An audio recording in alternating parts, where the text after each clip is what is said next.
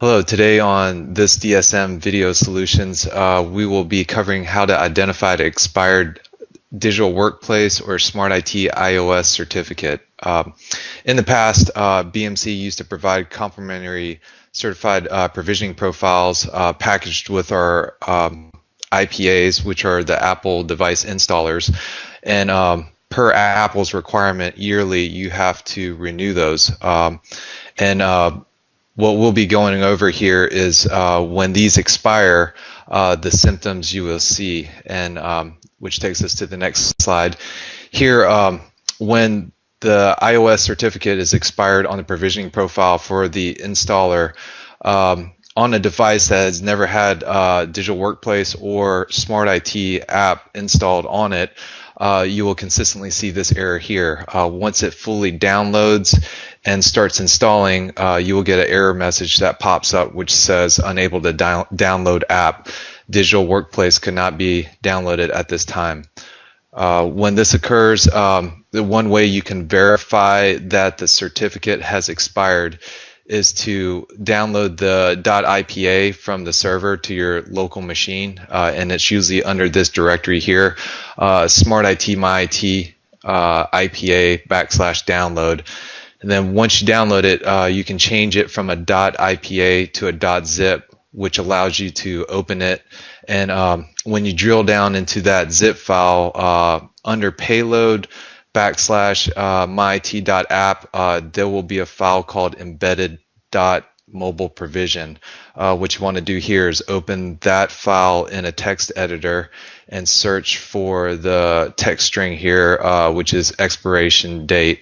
And here in this example, you'll see the first hit you'll get is this key right here, and then the line below it is the date, and the format here shows that this expired on February 1st, 2018.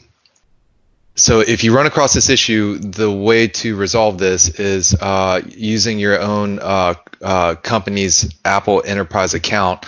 You'll have to re-sign the app with a new provisioning profile. And like we said prior, this is the customer's responsibility. BMC used to package it with the product, but starting from 1805 and newer hot fixes that we supply, you will see that instead of an IPA, it's packaged with an X-archive file, which needs to be re-signed, which will create the IPA.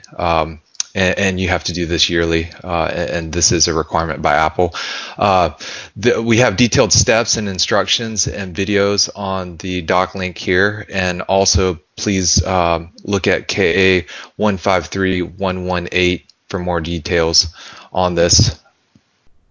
Next, we'll be demoing what you expect to see on a Apple device when trying to install an expired IPA on a device that's never had DWP installed on it. And then after that, we will show you how to check the expiration date on an IPA.